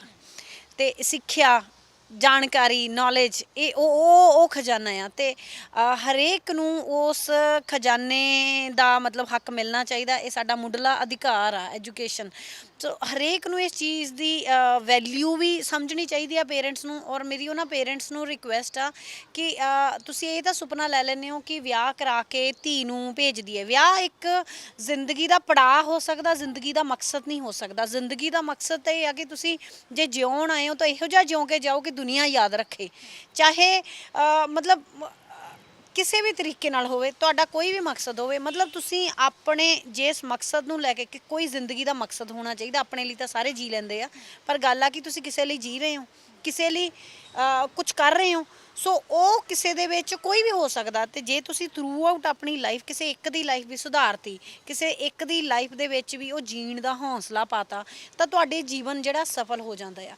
ਸੋ ਮੈਂ ਉਹਨਾਂ ਮਾਪਿਆਂ ਨੂੰ ਇਹ ਗੱਲ ਕਹਿਣਾ ਚਾਹੁੰਦੀ ਹਾਂ ਕਿ ਠੀਕ ਆ, ਚਲੋ ਮੈਨੂੰ ਪੜ੍ਹਾਈ ਵੱਲੋਂ ਕੋਈ ਨਹੀਂ, ਪਰ ਹਾਂ ਪਿੰਡ ਦੇ ਲੋਕ ਕਹਿੰਦੇ ਸੀਗੇ ਕਿ ਸ਼ਹਿਰ ਜਾ ਕੇ ਕਿਉਂ ਪੜ੍ਹ ਰਹੀ ਆ, ਚੰਡੀਗੜ੍ਹ ਕਿਉਂ ਪੜ੍ਹ ਰਹੀ ਆ। ਸੋ ਅੱਜ ਮੈਂ ਇੰਡੀਪੈਂਡੈਂਟ ਆ, ਅੱਜ ਮੈਂ ਆਪਣੇ ਪੈਰਾਂ 'ਤੇ ਖੜੀ ਆ। ਉਹ ਸਿਮਰਨ ਜਿਹੜੀ ਬੱਸ 'ਚ ਬੈਠ ਕੇ ਚੰਡੀਗੜ੍ਹ ਆਉਂਦੀ ਹੁੰਦੀ ਸੀਗੀ, ਜਾਂ ਮਤਲਬ ਜੋ ਹਾਲਾਤ ਸੀਗੇ, ਮਤਲਬ ਜਿਵੇਂ ਇੱਕ ਕੁੜੀ ਹੁੰਦੀ ਹੈ ਨਾ, ਫਿਰ ਕਹਿ ਦਿੰਦੇ ਆ ਕੁੜੀ ਦਾ ਵਿਆਹ ਕਰ ਦਿਓ, ਵਿਆਹ ਕਰ ਦੂਗੀ, ਚਲੋ ਉਹਨੂੰ ਸਾਰਾ ਕੁਝ ਮਿਲ ਜੂ, ਘਰ-ਬਾਰ ਮਿਲ ਜੂ। ਪਰ ਤੁਸੀਂ ਕੁੜੀ ਨੂੰ ਹੀ ਇਸ ਕਾਬਲ ਕਿਉਂ ਨਹੀਂ ਬਣਾਉਂਦੇ ਕਿ ਉਹ ਆਪਣਾ ਘਰ-ਬਾਰ ਆਪ ਬਣਾ ਸਕੇ? ਅੱਜ ਮੇਰਾ ਆਪਣਾ ਘਰ-ਬਾਰ ਆ, ਮੇਰੇ ਕੋਲ ਮੇਰਾ ਘਰ ਆ, ਹੈ ਨਾ, ਮੇਰੇ ਨਾਂ 'ਤੇ ਮੇਰਾ ਘਰ ਆ, ਮੇਰੇ ਕੋਲ ਮੇਰੀ ਕਾਰ ਆ। ਚਾਹੇ ਉਹ ਬਹੁਤ ਵੱਡੀ ਨਾ ਹੋਵੇ, ਕੋਈ ਬਹੁਤ ਵੱਡੀ ਕੋਠੀ ਨਾ ਹੋਵੇ, ਪਰ ਉਹ ਇੱਕ ਛੋਟੀ, ਉਹ ਮੇਰੀ ਆ। ਸੋ ਤੁਸੀਂ ਕੁੜੀਆਂ ਨੂੰ ਇੰਨੇ ਕਿ ਇੰਡੀਪੈਂਡੈਂਟ ਬਣਾਓ, ਕਿਉਂਕਿ ਵਕੀਲ ਹੋਣ ਦੇ ਨਾਤੇ ਮੈਨੂੰ ਇੰਨਾ ਪਤਾ ਹੈ ਕਿ ਬਹੁਤ ਸਾਰੇ ਕੇਸਿਸ ਨੇ ਜਿੱਥੇ ਸਹੁਰਿਆਂ ਵੱਲੋਂ ਕੁੜੀ ਨੂੰ ਟੌਰਚਰ ਕੀਤਾ ਜਾਂਦਾ ਆ। ਸੋ ਘੱਟੋ ਘੱਟ ਜੇ ਕੁੜੀ ਪੜ੍ਹੀ ਲਿਖੀ ਹੋਊਗੀ, ਉਹ ਇੰਡੀਪੈਂਡੈਂਟ ਹੋਊਗੀ, ਤੇ ਕੱਲ੍ਹ ਉਹਨੂੰ ਧੱਕਾ ਪਊਗਾ, ਉਹ ਆਪਣੇ ਆਪ ਲਈ ਖੜ ਤਾਂ ਸਕਦੀ ਆ, ਉਹ ਆਪਣੇ ਲਈ ਸਟੈਂਡ ਤਾਂ ਲੈ ਸਕਦੀ ਆ। ਅਦਰਵਾਈਜ਼ ਤਾਂ ਮਤਲਬ ਜੇ ਨਹੀਂ ਹੋਊਗਾ ਤੇ ਫਿਰ ਕਹਿ ਦਿੰਦੇ ਆ ਵੀ ਬੋਝ ਬਣ ਕੇ ਬੈਠ ਗਈ, ਜਾਂ ਹੋਰ ਉਹਦੀ ਲਾਈਫ ਹੀ ਇੰਨੀ ਮਿਜ਼ਰੇਬਲ ਬਣ ਜਾਂਦੀ ਆ। ਸੋ ਕੁੜੀਆਂ ਦੇ ਵਿਆਹ ਦੇ ਉੱਤੇ ਪੈਸੇ ਖਰਚਣ ਨਾਲੋਂ, ਧੀਆਂ ਦੇ ਵਿਆਹ ਤੇ ਪੈਸੇ ਖਰਚਣ ਨਾਲੋਂ, ਉਹਨਾਂ ਦੀ ਪੜ੍ਹਾਈ ਤੇ ਪੈਸੇ ਖਰਚੋ, ਉਹਨਾਂ ਨੂੰ ਇੰਨੇ ਕੁ ਕੈਪੇਬਲ ਬਣਾਓ ਕਿ ਉਹ ਆਪਣੇ ਲਈ, ਆਪਣੇ ਪਰਿਵਾਰ ਲਈ ਖੜ ਸਕਣ। ਸਿਮਰਨ ਬਹੁਤ ਡਰਪੋਕ ਸੀ ਜਦੋਂ ਬਚਪਨ ਵਿੱਚ ਸੀ, ਇੰਨੀ ਬਹਾਦਰ ਕਦੋਂ ਬਣੀ? ਨਹੀਂ, ਮੈਂ ਵੈਸੇ ਬਚਪਨ ਤੋਂ ਹੀ ਮਤਲਬ ਇਹੋ ਜਿਹੀ ਹੈਗੀ ਆ, ਬਟ ਹਾਂ ਕੁਝ ਚੀਜ਼ਾਂ ਨੂੰ ਲੈ ਕੇ, ਜਿਨ੍ਹਾਂ ਚੀਜ਼ਾਂ ਤੇ ਮੈਂ ਬੋਲਦੀ ਨਹੀਂ ਸੀ, ਉਸ ਚੀਜ਼ ਨੂੰ ਆਪਾਂ ਡਰਪੋਕ ਹੀ ਕਵਾਂਗੇ। ਜਿਹੜੀਆਂ ਚੀਜ਼ਾਂ ਦੇ ਵਿੱਚ ਸ਼ਾਇਦ ਉਦੋਂ ਸਮਝ ਨਹੀਂ ਸੀ, ਚੁੱਪ ਰਹਿ ਗਈ। ਸੋ ਇਹ ਕਹਿੰਦੇ ਆ ਕਿ ਸਿਲਸਿਲਾ ਚੱਲਦਾ ਰਹਿੰਦਾ ਹੈ, ਹੌਲੀ ਹੌਲੀ ਹੌਲੀ ਹੌਲੀ। ਸੋ ਜਿਵੇਂ ਜਿਵੇਂ ਸਿੱਖਦੀ ਗਈ, ਹੁਣ ਆਪਾਂ ਡਰਪੋਕ ਦੀ ਗੱਲ ਕੀਤੀ ਆ, ਮੈਂ ਇੱਕ ਗੱਲ ਸ਼ੇਅਰ ਕਰਦੀ ਹਾਂ। ਮੈਂ ਜਦੋਂ ਗ੍ਰੈਜੂਏਸ਼ਨ ਕਰਕੇ ਪਹਿਲੀ ਵਾਰ ਕਾਲਜ ਗਈ, GCW ਲੁਧਿਆਣਾ ਕਾਲਜ, ਤੇ ਕੁੜੀਆਂ ਦਾ ਕਾਲਜ ਸੀਗਾ, ਤੇ ਉੱਥੇ ਸਪੋਰਟਸ ਵਾਲੀਆਂ ਕੁੜੀਆਂ ਨੇ ਮੇਰੀ ਰੈਗਿੰਗ ਕੀਤੀ। ਹਾਂ, ਤੇ ਮਤਲਬ ਮੈਨੂੰ ਪੁੱਠੇ ਸਿੱਧੇ ਸਵਾਲ ਪੁੱਛ ਰਹੇ, ਔਰ ਮੈਂ ਸ਼ਾਇਦ ਇੰਨੀ ਸਟਰੋਂਗ ਨਹੀਂ ਸੀਗੀ ਕਿ ਮੈਂ ਉਹਨਾਂ ਨੂੰ ਆਨਸਰ ਕਰ ਸਕਦੀ। ਉਹਨਾਂ ਨੇ ਮੈਨੂੰ ਹਰਾਸ ਕੀਤਾ, ਮੈਂ ਹਰਾਸਮੈਂਟ ਸਹਿ ਲਈ। ਫਿਰ ਚਲੋ ਟਾਈਮ ਨਿਕਲਦਾ ਗਿਆ, ਮੈਂ NCC 'ਚ ਆ ਗਈ। NCC ਨੇ ਮੈਨੂੰ ਬਹੁਤ ਕੁਝ ਸਿਖਾਇਆ, ਤੇ NCC ਦੇ ਨਾਲ ਉਹ ਆਰਮੀ ਦੇ ਨਾਲ ਅਟੈਚਮੈਂਟ, ਚਲੋ ਉਹ ਚੀਜ਼ ਤਾਂ ਚਾਹੁੰਦੇ ਤਾਂ ਸੀਗੇ ਹੀ। ਫਿਰ ਉਹ ਹੌਲੀ ਹੌਲੀ ਥੋੜ੍ਹੀ ਜਿਹੀ ਸਟਰਗਲ, ਜ਼ਿੰਦਗੀ ਦਾ ਪਹਿਲਾ ਪ੍ਰੋਟੈਸਟ ਮੈਂ 2004 ਦੇ ਵਿੱਚ ਕੀਤਾ ਸੀਗਾ। 2004 ਜਦੋਂ ਮੈਂ ਗ੍ਰੈਜੂਏਸ਼ਨ ਫਸਟ ਈਅਰ ਦੇ ਵਿੱਚ ਸੀਗੀ, ਨਸ਼ੇ ਦੇ ਖਿਲਾਫ। ਸੋ ਉਹ ਹੌਲੀ ਹੌਲੀ ਜਦੋਂ ਬੋਲਣ ਲੱਗਦੇ ਆ, ਹੌਲੀ ਹੌਲੀ ਉਹ ਬੋਲਡਨੈਸ ਆ ਤੁਹਾਡੇ ਅੰਦਰ ਆਉਂਦੀ ਜਾਂਦੀ ਆ, ਹੌਲੀ ਹੌਲੀ ਤੁਸੀਂ ਬਰੇਵ ਹੁੰਦੇ ਜਾਂਦੇ ਹੋ, ਹੌਲੀ ਹੌਲੀ ਤੁਸੀਂ ਕਮੀਆਂ ਨੂੰ ਸਮਝਣ ਲੱਗ ਜਾਂਦੇ ਹੋ, ਫਿਰ ਉਸ ਚੀਜ਼ ਦੇ ਵਿਰੁੱਧ ਬੋਲਣ ਲੱਗ ਜਾਂਦੇ ਹੋ। ਤੁਸੀਂ ਦੇਖੋ ਕਿ ਜਿਨ੍ਹਾਂ ਕੁੜੀਆਂ ਨੇ ਮੇਰੀ ਰੈਗਿੰਗ ਕੀਤੀ ਸੀਗੀ, ਹੁਣ ਉਹ ਮੈਨੂੰ ਮਤਲਬ ਕਈ ਵਾਰ ਫੋਨ ਕਰਕੇ ਮਤਲਬ ਕਹਿੰਦੀਆਂ ਨੇ ਕਿ ਅਸੀਂ ਗਲਤ ਕੀਤਾ, ਬਟ ਤੂੰ ਇੱਕ ਸਹੀ ਜਗ੍ਹਾ 'ਤੇ ਪਹੁੰਚ ਗਈ ਆ। ਤੇ ਕਈ ਵਾਰ ਉਹਨਾਂ ਨੂੰ ਹੁਣ ਮੇਰੇ ਐਡਵਾਈਸ ਦੀ ਲੋੜ ਪੈਂਦੀ ਆ। ਸੋ ਗੱਲ ਆ ਕਿ ਆਪਣੇ ਆਪ ਨੂੰ ਇੰਨਾ ਕੁ ਮਜ਼ਬੂਤ ਕਰ ਲਓ ਕਿ ਜਿਹਨੇ ਤੁਹਾਨੂੰ ਕਮਜ਼ੋਰ ਕੀਤਾ ਹੁੰਦਾ, ਜਾਂ ਜਿਹਨੇ ਕਦੇ ਤੁਹਾਨੂੰ ਸੱਟ ਪਹੁੰਚਾਈ ਹੁੰਦੀ ਹੈ, ਵੀ ਉਹ ਵੀ ਸ਼ਰਮਸ਼ਾਰ ਹੋ ਜੇ ਕਿ ਅਸੀਂ ਗਲਤ ਕਰ ਰਹੇ ਸੀ। ਕੁੜੀਆਂ ਵੈਸੇ ਬਹੁਤ ਇਮੋਸ਼ਨਲ ਹੁੰਦੀਆਂ ਨੇ, ਛੋਟੀ ਜਿਹੀ ਗੱਲ ਪਿੱਛੇ ਰੋ ਵੀ ਪੈਂਦੀਆਂ ਨਾ। ਪਰ ਸਿਮਰਨ ਦੀ ਲਾਈਫ 'ਚ ਐਵੇਂ ਦਾ ਕਿਹੜਾ ਦਿਨ ਹੈ ਜਦੋਂ ਜਿਹਨੂੰ ਯਾਦ ਕਰਦੀ ਤਾਂ ਕਈ ਵਾਰ ਬਹੁਤ ਭਾਵੁਕ ਹੋਈ ਹੋਵੇ? ਦੇਖੋ, ਅਸੀਂ ਜਜ਼ਬਾਤੀ ਹਾਂ, ਤੇ ਰੋਣਾ ਸਾਨੂੰ ਕਮਜ਼ੋਰ ਨਹੀਂ ਕਰਦਾ ਹੈਗਾ। ਮੇਰੀ ਵੀ ਕਿਸੇ ਵੀ ਗੱਲ ਨੂੰ ਦੇਖ ਕੇ ਕਦੇ ਵੀ ਹੰਝੂ ਨਿਕਲ ਆਉਂਦੀ ਆ, ਪਰ ਇਹਦਾ ਮਤਲਬ ਇਹ ਨਹੀਂਗਾ ਕਿ ਮੈਂ ਕਮਜ਼ੋਰ ਹਾਂ। ਹੰਝੂ ਕਦੇ ਵੀ ਕਮਜ਼ੋਰੀ ਦੀ ਨਿਸ਼ਾਨੀ ਨਹੀਂ ਹੁੰਦੇ। ਹੰਝੂ ਜਜ਼ਬਾਤਾਂ ਦੇ, ਉਹ ਫੀਲਿੰਗ ਨੂੰ ਕਿੰਨੀ ਸੈਂਸਿਟਿਵਿਟੀ ਨਾਲ ਤੁਸੀਂ ਸਮਝਦੇ ਹੋ, ਉਸ ਚੀਜ਼ ਦੀ ਨਿਸ਼ਾਨੀ ਹੁੰਦੇ ਆ। ਸੋ ਰੋਣ ਦਾ ਕੀ ਆ, ਰੋਣ ਦਾ ਤਾਂ ਮੈਨੂੰ ਕੋਈ ਵੀ ਇੰਸੀਡੈਂਟ ਜੇ ਟੱਚ ਕਰ ਜੇ, ਮੈਂ ਰੋਜ਼ ਹੀ ਰੋ ਪੈਂਦੀ ਹਾਂ। ਇਹ ਤਾਂ ਇੰਸੀਡੈਂਟ ਦੀ ਗੱਲ ਆ ਨਾ, ਵੀ ਕਿਹੜੇ ਨੇ ਕਿੱਦਾਂ ਪਰੇਸ਼ਾਨ ਕਰਤਾ। ਸੋ ਜਿਹੜੀਆਂ ਚੀਜ਼ਾਂ ਹਮੇਸ਼ਾ ਰੁਲਾ ਦਿੰਦੀਆਂ ਨੇ, ਉਹ ਉਦੋਂ ਹੁੰਦੀਆਂ ਨੇ ਜਦੋਂ ਮੈਂ ਕਿਸੇ ਬੱਚੇ ਦੇ ਕੇਸ 'ਚ ਜਾਂਦੀ ਹਾਂ, ਤਾਂ ਸਾਰੀ ਰਾਤ ਮੈਂ ਸੌਂ ਨਹੀਂ ਪਾਉਂਦੀ, ਕਿਉਂਕਿ ਮੈਨੂੰ ਉਹ ਸਾਰੀਆਂ ਚੀਜ਼ਾਂ ਮੇਰੇ ਦਿਮਾਗ 'ਚ ਘੁੰਮਣ ਲੱਗ ਜਾਂਦੀਆਂ ਜੋ ਬਚਪਨ ਦੇ ਵਿੱਚ ਹੋਇਆ। ਸੋ ਮੈਨੂੰ ਜ਼ਿੰਦਗੀ ਦੇ ਵਿੱਚ ਜੇ ਕੁਛ ਡਿਸਟਰਬ ਕਰਦਾ ਆ, ਤਾਂ ਮੈਨੂੰ ਉਹੀ ਚੀਜ਼ਾਂ ਡਿਸਟਰਬ ਕਰਦੀਆਂ ਨੇ, ਕਿ ਫਿਰ ਉਹ ਆਪਾਂ ਬਹੁਤ ਨੈਗੇਟਿਵ ਹੋ ਜਾਂਦੇ। ਉਹ ਸਾਈਕੋਲੋਜੀਕਲ ਆ ਕਿ ਮੇਰੇ ਨਾਲ ਹੀ ਐਂ ਕਿਉਂ ਹੋਇਆ। ਸੋ ਉਹ ਚੀਜ਼ ਮੈਨੂੰ ਅਪਸੈਟ ਕਰਦੀ ਹੈ। ਖੈਰ, ਮੈਨੂੰ ਕੋਈ ਗਿਲਾ ਸ਼ਿਕਵਾ ਨਹੀਂ ਹੈਗਾ, ਮੈਨੂੰ ਕੋਈ ਆਪਣੀ ਜ਼ਿੰਦਗੀ ਤੋਂ ਗਿਲਾ ਸ਼ਿਕਵਾ ਨਹੀਂ ਗਾ। ਐਂਡ ਕਹਿੰਦੇ ਹੁੰਦੇ ਆ ਕਿ ਇਨਸਾਨ ਗਲਤੀਆਂ ਦਾ ਪੁਤਲਾ, ਗਲਤੀਆਂ ਕੀਤੀਆਂ ਹੋਣਗੀਆਂ, ਪਰ ਜਿੰਨੇ ਕੁ ਮੈਂ ਹੋਸ਼ ਦੇ ਵਿੱਚ ਹਾਂ, ਮੈਨੂੰ ਇਸ ਚੀਜ਼ ਦਾ ਵੀ ਕੋਈ ਪਛਤਾਵਾ ਨਹੀਂ ਹੈਗਾ ਕਿ ਮੈਂ ਜ਼ਿੰਦਗੀ ਦੇ ਵਿੱਚ ਕਦੇ ਕਿਸੇ ਦਾ ਮਾੜਾ ਕੀਤਾ ਹੋਊਗਾ। ਸੋ ਮੈਂ ਇਸ ਮਾਮਲੇ 'ਚ ਹੌਸਲੇ 'ਚ, ਜਦੋਂ ਵੀ ਮੈਂ ਜੋ ਵੀ ਕੀਤਾ, ਮੈਂ ਆਪਣੀ ਆਤਮਾ ਦੇ ਅਕੋਰਡਿੰਗ ਕੀਤਾ। ਹੋ ਸਕਦਾ ਦੁਨੀਆ ਦੇ ਵਿਰੁੱਧ ਹੋਵੇ, ਪਰ ਮੇਰੀ ਰੂਹ ਦੀ ਆਵਾਜ਼ ਨੇ ਜੋ ਮੈਨੂੰ ਬੋਲਿਆ ਉਹ ਕੀਤਾ, ਤੇ ਇਸ ਲਈ ਉਸ ਕਰਕੇ ਸਕੂਨ 'ਚ। ਜਦੋਂ ਕੁੜੀਆਂ ਜਵਾਨੀ 'ਚ ਪੈਰ ਧਰਦੀਆਂ ਤਾਂ ਮਾਪਿਆਂ ਲਈ ਇੱਕ ਫਿਕਰ ਸਤਾ ਦਿੰਦਾ ਹੈ ਕਿ ਅਸੀਂ ਨਾ ਵਿਆਹੁਣਾ ਆ ਕੁੜੀਆਂ ਨੂੰ, ਹੈ ਨਾ। ਰਿਸ਼ਤੇ ਆਉਣੇ ਸ਼ੁਰੂ ਹੋ ਜਾਂਦੇ ਆ, ਰਿਸ਼ਤੇ ਲੱਭਣੇ ਸ਼ੁਰੂ ਕਰ ਦਿੰਦੇ ਆ। ਕਿ ਸਿਮਰਨ ਕੀ ਸੋਚਦੇ ਨੇ ਕਿ ਕੁੜੀ ਨੂੰ ਜਿਹੜਾ ਪਾਰਟਨਰ ਚਾਹੀਦਾ ਹੁੰਦਾ ਆ, ਉਹਦੇ ਚੋਇਸ ਤਾਂ ਹੋਵੇ, ਜਾਂ ਜੋ ਮਾਪੇ ਚੁਣਦੇ ਨੇ ਉਹਦੇ ਨਾਲ ਵਿਆਹ ਕਰਾਉਣਾ ਜ਼ਰੂਰੀ ਆ? ਕਈ ਵਾਰ ਸਾਡੇ ਮਾਪਿਆਂ ਦੀ ਚੋਇਸ ਬੜੀ ਵਧੀਆ ਹੁੰਦੀ ਆ, ਪਰ ਕਹਿ ਦਈਏ ਕਿ ਬੈਡ ਲੱਕ ਸ਼ਾਇਦ ਕਿਸਮਤ ਦਾ ਹੀ ਹੁੰਦਾ ਹੈ ਕਿ ਕੁੜੀਆਂ ਨੂੰ ਬਹੁਤ ਕੁਝ ਸਹਿਣਾ ਪੈਂਦਾ ਹੈ। ਕੋਈ ਤਾਂ 10 ਦਿਨ ਵਿਆਹ ਨੂੰ ਹੋਏ ਹੁੰਦੇ ਘਰ ਵਾਪਸ ਆ ਜਾਂਦੀ ਹੈ, ਕੋਈ ਥੋੜ੍ਹੇ ਦਿਨਾਂ 'ਤੇ ਉੱਥੇ ਮਰ ਜਾਂਦੀ ਹੈ, ਕੋਈ ਅੱਛੀ ਜ਼ਿੰਦਗੀ 2-3 ਸਾਲ ਵਧੀਆ ਨਿਕਲਦੇ ਨੇ, ਅਤੇ ਘਰ ਵਾਲਾ ਠੋਕਰ ਮਾਰ ਕੇ ਚਲਾ ਜਾਂਦਾ ਹੈ। ਇਹ ਸਾਰੀਆਂ ਚੀਜ਼ਾਂ ਨਾਲ ਡਿਪੈਂਡ ਕਰਦੀਆਂ ਨੇ ਕਿਉਂਕਿ ਆਪਾਂ ਇਸ ਚੀਜ਼ ਦੇ ਉੱਤੇ ਬਿਲਕੁਲ ਹੀ ਮਤਲਬ ਐਕਸਟ੍ਰੀਮ ਇਹ ਕਹ ਲਓ ਯੂਨੀਵਰਸਲ ਟਰੁੱਥ ਨਹੀਂ ਬਣਾ ਸਕਦੇ ਕਿ ਪੇਰੈਂਟਸ ਦਾ ਲੱਭਿਆ ਹੀ ਠੀਕ ਹੋਊਗਾ ਜਾਂ ਆਪਦਾ ਲੱਭਿਆ ਹੀ ਠੀਕ ਹੋਊਗਾ। ਇਹ ਸਾਰੀਆਂ ਚੀਜ਼ਾਂ ਦੇਖਣੀਆਂ ਪਰਖਣੀਆਂ ਪੈਂਦੀਆਂ ਨੇ। ਮੇਰੀ ਵੀ ਇੰਗੇਜਮੈਂਟ ਹੋਈ, ਘਰਦਿਆਂ ਨੇ ਦੇਖ ਕੇ ਦੇਖਿਆ ਵੀ ਵਧੀਆ ਹੀ ਹੋਊਗਾ ਜਾਂ ਕਿੱਦਾਂ ਵੀ ਆ, ਹੈ ਨਾ। ਤੇ ਪਰ ਥੈਂਕ ਗੋਡ ਕਿ ਉਹ ਪਹਿਲਾਂ ਹੀ ਪਤਾ ਲੱਗ ਗਿਆ ਵੀ ਨਹੀਂ ਠੀਕ, ਜਾਂ ਜੋ ਵੀ ਚੀਜ਼ਾਂ ਹੋਈਆਂ। ਕਿਉਂਕਿ ਆਪਾਂ ਕਦੇ ਵੀ ਜ਼ਿੰਦਗੀ ਸ਼ੁਰੂ ਕਰਨਾ ਚਾਹੁੰਦੇ ਹਾਂ ਤਾਂ ਆਪਾਂ ਸੱਚ ਦੇ ਉੱਤੇ, ਕੁੜੀਆਂ ਦੇ ਮਨ ਦੇ ਵਿੱਚ ਹੁੰਦਾ ਆ, ਇਹ ਲਿਟਰਲੀ ਸਿਰਫ ਕੁੜੀਆਂ ਦੇ ਮਨ 'ਚ ਜ਼ਿਆਦਾ ਹੁੰਦਾ ਕਿ ਮੈਂ ਆਪਣੀ ਜ਼ਿੰਦਗੀ ਸ਼ੁਰੂ ਕਰਨੀ ਹੈ, ਮੈਂ ਸੱਚ ਨਾਲ ਸ਼ੁਰੂ ਕਰਨੀ ਆ। ਜੇ ਮੇਰੇ ਪਾਸਟ ਦੀ ਕੋਈ ਗੱਲ ਹੈਗੀ ਆ ਮੈਂ ਉਹ ਵੀ ਦੱਸ ਕੇ ਚੱਲਣੀ ਆ, ਹੈ ਨਾ। ਪਰ ਚਲੋ ਮੈਂ ਚਾਈਲਡ ਅਬਿਊਜ਼ ਦੱਸਿਆ ਤੇ ਉਹ ਮੇਰੇ 'ਤੇ ਭਾਰੀ ਪੈ ਗਿਆ। ਉਹ ਅੱਗੋਂ ਜੋ ਕੁਝ ਵੀ ਹੋਇਆ ਮੈਂ ਅੱਗੇ ਵੀ ਦੁਨੀਆ ਨਾਲ ਸ਼ੇਅਰ ਕਰ ਚੁੱਕੀ ਹਾਂ, ਹੈ ਨਾ। ਉਹ ਸ਼ੇਅਰ ਕਰਨ ਦਾ ਚਲੋ ਮਤਲਬ ਨਹੀਂ ਬਣਦਾ, ਬਟ ਗੱਲ ਇਹ ਆ ਕਿ ਆਪਾਂ ਇਸ ਚੀਜ਼ ਨੂੰ ਯੂਨੀਵਰਸਲ ਟਰੁੱਥ ਨਹੀਂ ਬਣਾ ਸਕਦੇ ਕਿ ਪੇਰੈਂਟਸ ਦਾ ਲੱਭਿਆ ਹੀ ਠੀਕ ਹੋਊਗਾ ਜਾਂ ਬੱਚੇ ਦਾ ਆਪਣਾ ਲੱਭਿਆ। ਗੱਲ ਆ ਕਿ ਦੇਖੋ ਪਰਖੋ, ਇਹਦੇ ਵਿੱਚ ਜਨਰੇਸ਼ਨ ਦਾ ਜਿਹੜਾ ਗੈਪ ਆ ਉਹਨੂੰ ਮਿਟਾ ਕੇ ਦੋਨਾਂ ਨੂੰ ਫਰੈਂਡਸ ਬਣ ਕੇ ਸਮਝਣਾ ਪਊਗਾ, ਦੋਨਾਂ ਨੂੰ ਸਲਾਹ ਕਰਕੇ ਚੱਲਣਾ ਪਊਗਾ ਕਿ ਕੀ ਸਹੀ ਆ ਕੀ ਗਲਤ ਆ। ਜੇ ਬੱਚੇ ਦੀ ਚੁਆਇਸ ਗਲਤ ਆ ਤਾਂ ਬੱਚੇ ਨੂੰ ਤਰੀਕੇ ਨਾਲ ਸਮਝਾਇਆ ਜਾਵੇ। ਡਾਂਟ ਕੇ ਸਮਝਾਉਣਾ ਕੋਈ ਹੱਲ ਨਹੀਂ ਹੁੰਦਾ ਜਾਂ ਉਹਦੇ ਤੇ ਸਖਤੀ ਕਰਨਾ ਕੋਈ ਹੱਲ ਨਹੀਂ ਹੁੰਦਾ ਹੈਗਾ। ਤੇ ਜੇ ਮਾਪਿਆਂ ਦੀ ਚੁਆਇਸ ਬੱਚੇ ਨੂੰ ਲੱਗ ਰਿਹਾ ਵੀ ਇਹ ਬੰਦਾ ਸਹੀ ਨਹੀਂ ਹੈਗਾ, ਜਿਵੇਂ ਮੈਂ ਗੱਲ ਕੀਤੀ ਤੇ ਜਦੋਂ ਮੈਨੂੰ ਪਤਾ ਲੱਗਿਆ ਸੀਗਾ ਕਿ ਜਿਹਦੇ ਨਾਲ ਮੇਰਾ ਰਿਸ਼ਤਾ ਹੋਇਆ ਉਹ ਡਰਿੰਕ ਕਰਦਾ, ਮੈਨੂੰ ਨਹੀਂ ਪਸੰਦ ਸੀਗੀ। ਮੈਂ ਕਿਹਾ ਵੀ ਇਹ ਜ਼ਿਆਦਾ ਡਰਿੰਕ ਕਰਦਾ ਨਹੀਂ, ਤੇ ਮੇਰੇ ਮਤਲਬ ਰਿਸ਼ਤੇਦਾਰੀ 'ਚ ਕਹਦੇ ਕਿੱਡੀ ਕੁ ਗੱਲ ਆ, ਉਹ ਕੋਈ ਐਡੀ ਗੱਲ ਨਹੀਂ ਗਈ। ਔਰ ਸਾਡੇ ਆ ਜੜ ਤਾਂ ਪੀਂਦੇ ਹੀ ਹੁੰਦੇ ਆ। ਹਾਂ, ਦੈਟ ਇਜ਼ ਬੈਡ ਕਿ ਜੇ ਤੁਹਾਨੂੰ ਨਹੀਂ ਪਸੰਦ ਹੈਗਾ ਤਾਂ ਮਾਪਿਆਂ ਨੂੰ ਵੀ ਅੰਡਰਸਟੈਂਡ ਕਰਨਾ ਚਾਹੀਦਾ ਹੈ ਵੀ ਨਹੀਂ ਸਾਨੂੰ ਧਨ ਦੌਲਤ ਨਹੀਂ ਚਾਹੀਦੀ। ਜੇ ਨਹੀਂ ਡਰਿੰਕ ਕਰਦਾ, ਇਹਨੂੰ ਨਹੀਂ ਪਸੰਦ, ਦੇਖੋ ਮੈਂ ਨਹੀਂ ਕਹਿੰਦੀ ਨਸ਼ੇ ਦੇ ਮੈਂ ਖਿਲਾਫ ਹਾਂ, ਪਰ ਜੇ ਕੋਈ ਉਹੀ ਆ ਨਾ ਕਿ ਕੋਈ ਫੈਮਿਲੀ ਡਰਿੰਕ ਵਾਲਾ ਆਈ ਡੋਂਟ ਮਾਈਂਡ, ਅਗਲੇ ਦੀ ਆਪਣੀ ਲਾਈਫ ਆ, ਹੈ ਨਾ। ਪਰ ਉਹ ਫੈਮਿਲੀ ਡਰਿੰਕ ਟਾਈਪ ਹੋਵੇ ਨਾ, ਇੱਕ ਮਤਲਬ ਦਵਾਈ ਵਾਂਗੂ ਯੂਜ਼ ਕਰਨ ਵਾਲੀ। ਪਰ ਆਬਵੀਅਸ ਮੈਂ ਨਸ਼ੇ ਦੇ ਖਿਲਾਫ ਹਾਂ, ਮੈਨੂੰ ਨਹੀਂ ਪਸੰਦ ਹੈਗਾ। ਤਾਂ ਵਨ ਸ਼ੁੱਡ ਅੰਡਰਸਟੈਂਡ। ਕਈ ਵਾਰ ਆਪਾਂ ਦੇਖਦੇ ਹਾਂ ਕਿ ਗੁਰਸਿੱਖ ਕੁੜੀਆਂ ਹੁੰਦੀਆਂ ਨੇ, ਕੇਸਕੀ ਵਾਲੀਆਂ ਕੁੜੀਆਂ ਹੁੰਦਾ, ਸ਼ਰਾਬੀ ਨਾਲ ਵਿਆਹ ਦਿੱਤਾ ਜਾਂਦਾ।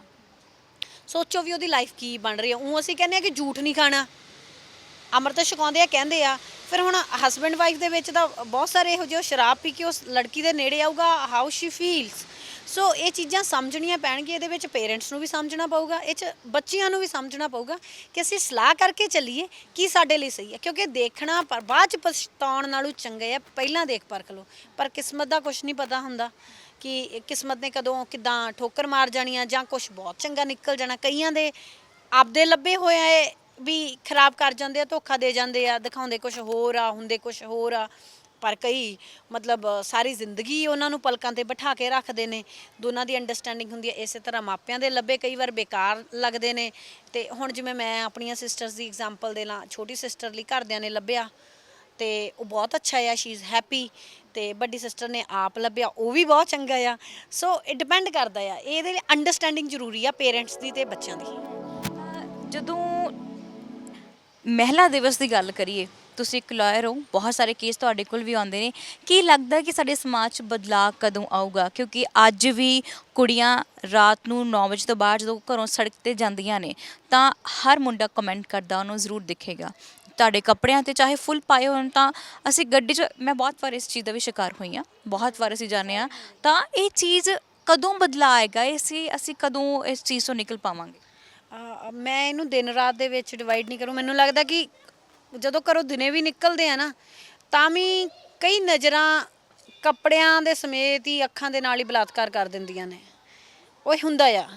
ਔਰ ਉਹ ਇਸ ਤਰੀਕੇ ਦੀਆਂ ਹੁੰਦੀਆਂ ਨੇ ਵੀ ਆਪਾਂ ਮਤਲਬ ਕੀ ਕਹੀਏ। ਇਹ ਬਦਲਾਅ ਜਿਹੜਾ ਹੈਗਾ ਆ ਇਹ ਉਦੋਂ ਹੀ ਆਏਗਾ ਜਦੋਂ ਮਾਈਂਡ ਸੈੱਟ ਚੇਂਜ ਹੋਣਗੇ, ਜਦੋਂ ਉਹਨਾਂ ਦੇ ਜਿਹੜੇ ਮਾਈਂਡ ਸੈੱਟ ਨੇ, ਜਿਹੜੀ ਮੇਨ ਚੀਜ਼ ਹੁੰਦੀ ਆ ਕਿ ਸੋਸ਼ਲਾਈਜੇਸ਼ਨ, ਸਾਡੀ ਨੈਤਿਕਤਾ। ਜਦੋਂ ਸਾਡੇ ਨੈਤਿਕ ਮਿਆਰ ਬਾਰ-ਬਾਰ ਅਸੀਂ ਕਹਿ ਰਹੇ ਹਾਂ, ਸਕੂਲ ਤੋਂ ਹੀ ਪੜ੍ਹਦੇ ਆ ਰਹੇ ਹਾਂ, ਨੈਤਿਕ ਮਿਆਰ ਗਿਰ ਰਹੇ ਆ, ਨੈਤਿਕ ਮਿਆਰ ਗਿਰ ਰਹੇ ਆ, ਪਰ ਉਹਨਾਂ ਨੂੰ ਠੀਕ ਕਿਹਨੇ ਕਰਨਾ? ਉਹ ਸੋਸ਼ਲਾਈਜੇਸ਼ਨ ਅਸੀਂ ਕਰਨੀ ਆ। ਜੇ ਅਸੀਂ ਨਾ ਮੈਨੂੰ ਜਿੱਥੇ ਤੱਕ ਲੱਗਦਾ ਜਿਹੜੀ ਧਰਮ ਦੀ ਸਿੱਖਿਆ ਆ, ਉਹ ਜਿਹੜੀਆਂ ਚੰਗੀਆਂ ਚੀਜ਼ਾਂ ਨੇ ਗੁਰਬਾਣੀ ਦੇ ਵਿੱਚ ਆ ਜਾਂ ਹਰੇਕ ਧਰਮ ਦੇ ਵਿੱਚ ਆ, ਉਹਨਾਂ ਦੀ ਸੋਸ਼ਲਾਈਜੇਸ਼ਨ ਬਹੁਤ ਜ਼ਰੂਰੀ ਆ ਕਿਉਂਕਿ ਉਹ ਸਾਨੂੰ ਨੈਤਿਕਤਾ ਸਿਖਾਉਂਦੀਆਂ ਨੇ। ਪਰ ਧਰਮ ਸਾਡੇ ਵਿੱਚ ਨਾ ਅਪਲਾਈ ਕਰਨ ਵਾਲੀ ਦੀ ਜਗ੍ਹਾ ਦੇ ਉੱਤੇ ਸਿਰਫ ਇੱਕ ਪ੍ਰੈਕਟਿਸ ਬਣ ਕੇ ਰਹਿ ਗਿਆ। ਚਾਹੇ ਉਹ ਕੋਈ ਵੀ ਰਿਲੀਜਨ ਹੋਵੇ, ਚਾਹੇ ਜਿਸ ਧਰਮ ਨੂੰ ਮੈਂ ਮੰਨਦੀ ਹਾਂ ਉਹ ਹੋਵੇ, ਚਾਹੇ ਕੋਈ ਵੀ ਹੋਵੇ। ਧਰਮ ਪ੍ਰੈਕਟਿਸ ਕਰਨ ਵਾਲੀ ਚੀਜ਼ ਨਹੀਂ ਗੀ, ਉਹ ਅਪਲਾਈ ਕਰਨ ਵਾਲੀ ਚੀਜ਼ ਆ। ਗੁਰਬਾਣੀ ਦੀ ਹੀ ਗੱਲ ਕਰਦੇ ਹਨ। ਗੁਰਬਾਣੀ ਨੂੰ ਪੜ੍ਹੀਏ, ਸੁਣੀਏ, ਵਿਚਾਰੀਏ ਅਤੇ ਜ਼ਿੰਦਗੀ ਦੇ ਵਿੱਚ ਅਪਲਾਈ ਕਰੀਏ। ਉਹ ਚੀਜ਼ਾਂ ਬਹੁਤ ਜ਼ਰੂਰੀ ਆ। ਸਿਰਫ ਮਤਲਬ ਜਿੰਨੇ ਵੀ ਆਪਾਂ ਇਹੋ ਜਿਹੀਆਂ ਚੀਜ਼ਾਂ ਦੇਖਦੇ ਆ, ਇਹ ਉਹੀ ਲੋਕ ਇਹੋ ਜਿਹੀਆਂ ਹਰਕਤ ਕਰਦੇ ਆ ਜਿਨ੍ਹਾਂ ਨੂੰ ਪਰਿਵਾਰ ਦੇ ਵਿੱਚ ਇਹੋ ਜਿਹੀ ਸ਼ਾਇਦ ਸਿੱਖਿਆ ਨਹੀਂ ਦਿੱਤੀ ਜਾਂਦੀ। ਵੈਸੇ ਜੇ ਅੱਜ ਗੱਲ ਕਰੀਏ ਰੀਸੈਂਟ ਕੇਸ ਈਸੇ ਵਾਲਾ ਲੁਧਿਆਣਾ ਦੇ ਹਨਾ, ਔਰ ਉਹਦੀ ਗੱਲ ਕਰੀਏ ਤਾਂ ਕਿੰਨਾ ਦੇਰ ਹੋ ਗਈ ਉਹ ਤੜਫਦੀ ਨੂੰ, ਦਿਨ ਰਾਤ ਕੁੜੀ ਝੁਰਦੀ ਸੀਗੀ ਕਿ ਕਿਸ ਤਰੀਕੇ ਨਾਲ ਉਹਦੇ ਚੀਜ਼ ਤੋਂ ਨਿਕਲ ਨਹੀਂ ਪਾਏ। ਹੁਣ ਦੋਸ਼ੀਆਂ ਨੂੰ ਮਾਪਿਓ ਨੂੰ ਹੁਣ ਇਨਸਾਫ ਆ ਕੇ ਮਿਲਿਆ ਹੈ, ਤਾਂ ਕੀ ਲੱਗਦਾ ਹੈ ਕਿ ਉਹ ਇਨਸਾਫ ਹੈ ਜਿਸ ਤਰੀਕੇ ਨਾਲ ਜੱਜ ਨੇ ਸਜ਼ਾ ਤਾਂ ਸੁਣਾਈ? ਕਿਉਂਕਿ ਪਹਿਲੀ ਗੱਲ ਤਾਂ ਸਜ਼ਾ ਹੀ ਨਹੀਂ ਹੁੰਦੀ ਸੀਗੀ, ਮਾਪੇ ਲੇਲੜੀਆਂ ਕੱਢਦੇ ਰਹਿੰਦੇ ਸੀ, ਅਦਾਲਤਾਂ ਦੇ ਚੱਕਰ ਕੱਟਦੇ ਸੀ, ਪੁਲਿਸ ਦੇ ਆਲੇ ਦੁਆਲੇ ਘੁੰਮਦੇ ਸੀ ਕਿ ਸਾਨੂੰ ਇਨਸਾਫ ਚਾਹੀਦਾ ਹੈ। ਬਹੁਤੀਆਂ ਕੁੜੀਆਂ ਤਾਂ ਇੱਦਾਂ ਹੀ ਮਰ ਮੁੱਕ ਗਈਆਂ, ਮਾਪੇ ਮਰ ਮੁੱਕ ਗਏ ਨੇ, ਇਨਸਾਫ ਹੀ ਨਹੀਂ ਮਿਲਿਆ ਉਹਨਾਂ ਨੂੰ। ਨਹੀਂ, ਇਹਦੇ ਵਿੱਚ ਵੀ ਫਿਰ ਉਹੀ ਗੱਲ ਆ ਨਾ, ਦੋ ਪੱਖ ਆ ਜਾਂਦੇ ਆ। ਇਹਦੇ ਵਿੱਚ ਕੋਈ ਸ਼ੱਕ ਨਹੀਂ, justice denied, justice delay, justice deny. ਜੇ ਜਸਟਿਸ ਨੂੰ ਲੇਟ ਹੀ ਕਰਤਾ ਤਾਂ ਫਿਰ ਇਹਦਾ ਮਤਲਬ ਹੈ ਜਸਟਿਸ ਮਿਲੀ ਹੀ ਨਹੀਂ ਗੀ। ਇਹਦੇ ਵਿੱਚ ਵੀ ਆਪਾਂ ਦੋ ਗੱਲਾਂ ਕਰ ਲੈਂਦੇ ਆ ਕਿ ਜੇ ਜਸਟਿਸ ਡਿਲੇ ਹੋ ਗਈ ਆ ਮੀਨਸ ਜਸਟਿਸ ਡਿਨਾਈ ਹੋ ਗਈ ਆ। ਪਰ ਇਹਦੇ ਵਿੱਚ ਇੱਕ ਚੀਜ਼ ਇਹ ਵੀ ਹੈਗੀ ਆ ਕਿ ਸਾਡਾ ਜਿਹੜਾ ਅਬਿਊਜ਼ ਆਫ ਪਾਵਰ ਜਾਂ ਅਬਿਊਜ਼ ਆਫ ਲਾਅ ਇੰਨਾ ਜ਼ਿਆਦਾ ਵੱਧ ਚੁੱਕਿਆ ਆ ਕਿ ਕਈ ਵਾਰ ਜਿਹੜੇ ਕਸੂਰਵਾਰ ਨਹੀਂ ਵੀ ਹੁੰਦੇ ਉਹਨਾਂ ਨੂੰ ਵੀ ਇਹੋ ਜਿਹੇ ਫੇਕ ਕੇਸਿਸ 'ਚ ਫਸਾ ਦਿੱਤਾ ਜਾਂਦਾ ਆ। ਸੋ ਫਾਈਂਡ ਆਊਟ ਕਰਨਾ ਬਹੁਤ ਜ਼ਰੂਰੀ ਹੁੰਦਾ ਕੀ ਉਹ ਸਹੀ ਆ ਕੀ ਉਹ ਗਲਤ ਆ।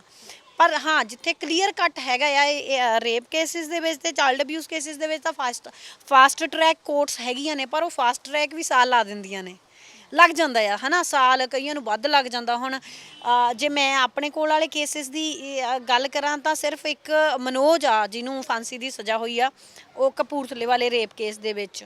ਹਜੇ ਤੱਕ ਬਾਕੀ ਸਭ ਜੋ ਵੀ ਆ ਪੈਂਡਿੰਗ ਚੱਲੀ ਜਾਂਦਾ ਆ ਹੈ ਨਾ।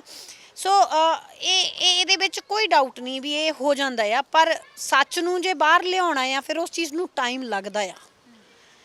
ਜਦੋਂ ਕਿਸੇ ਨਾਲ ਕੋਈ ਇਨਜਸਟਿਸ ਹੁੰਦੀ ਆ ਤਾਂ ਉਸ ਸਮੇਂ ਸਾਨੂੰ ਲੱਗਦਾ ਕਿ ਹੁਣੀ ਸਭ ਕੁਝ ਹੋ ਜਾਵੇ, ਬੰਦਾ ਮਾਰ ਦੇ, ਕਿਉਂਕਿ ਉਹਨੂੰ ਤਾਂ ਪਤਾ ਹੁੰਦਾ, ਪਰ ਉਸ ਚੀਜ਼ ਨੂੰ ਪ੍ਰੂਵ ਕਰਨ ਨੂੰ ਟਾਈਮ ਲੱਗ ਜਾਂਦਾ ਆ।